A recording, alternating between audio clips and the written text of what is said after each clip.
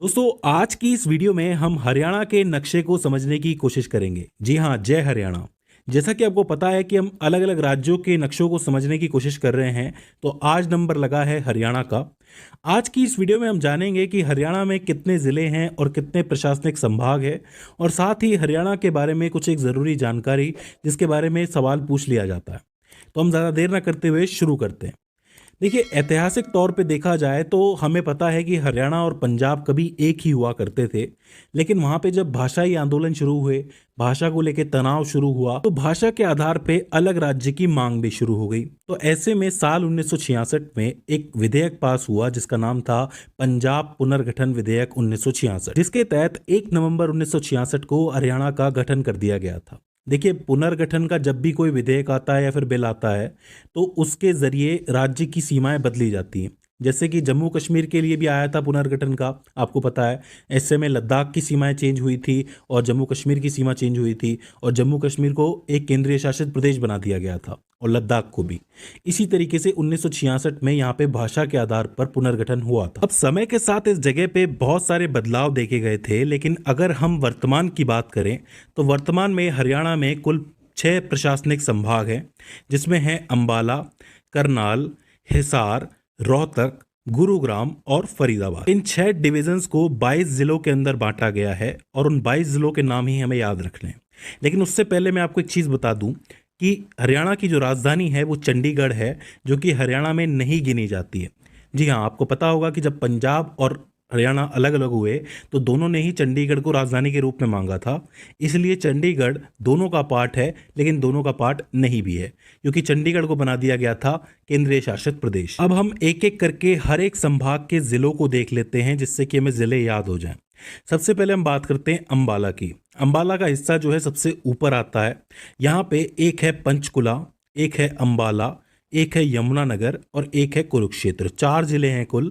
पंचकुला, अंबाला, यमुनानगर, कुरुक्षेत्र याद रह जाएंगे, कोई दिक्कत नहीं है, क्योंकि ये बड़े फेमस नाम है। इसके बाद अगला डिवीजन जो है वो है करनाल डिवीजन। करनाल डिवीजन को हम कल्पना चावला जी के नाम से याद रख सकते हैं, क्योंकि करनाल की ही थी वो। लेकिन करनाल डिवीजन का मतलब करनाल डिस्ट्रिक्ट नहीं हो गया, इसमें करनाल एक डिस्ट्रिक्ट है यहाँ पे लिखा हुआ है, और एक कैथल डिस्ट्रिक्ट है, और एक पानीपत है। तो 3 जिले आते हैं करनाल डिवीजन में, कैथल, करनाल, पानीपत।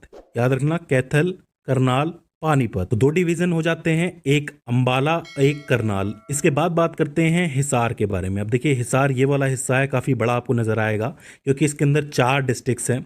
एक है आपका सिरसा, जो सबसे पश्चिम में है। इसके बाद है फतेहाबाद। फतेहाबाद के पास है हिसार, और उसके पास है जिंद। 4 याद रखने हैं, सिरसा, फतेहाबाद, हिसार और जिंद। ये हो जाते हैं आपके हिसार डिवीजन के अंदर। इसके बाद आता है आपका रोहतक डिवीजन। इसके अंदर सबसे ज्यादा जिले हैं, 5 जिले हैं। एक है भिवानी, एक है रोहतक, एक है सोनीपत।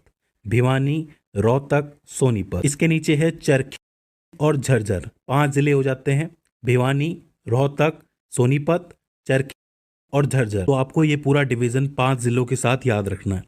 इसके बाद आपका एक और डिवीजन आता है, जो है गुरुग्राम डिवीजन, जो पहले गुड़गांव के नाम से मशहूर था, लेकिन गुरुग्राम इसका नाम हो गया, आपको पता है। गुरुग्राम में 3 जिले आते हैं, महेंद्रगढ़, रेवाड़ी और गुरुग्राम। मैं आपको बता दूं कि आर्थिक और तकनीकी रूप से देखा जाए तो गुरुग्राम का महत्व हरियाणा में सबसे ज़्यादा है, क्योंकि ये इस ज़िले के अंदर काफ़ी सारे टेक्नोलॉजी के काम होते हैं, और आर्थिक रूप से ये जो ज़िला है काफ़ी आगे है। तो हरियाणा की दृष्टि से काफ़ी महत्वपूर्ण हो जाता है गुरुग्राम, तो इसको ज़रूर याद रखना।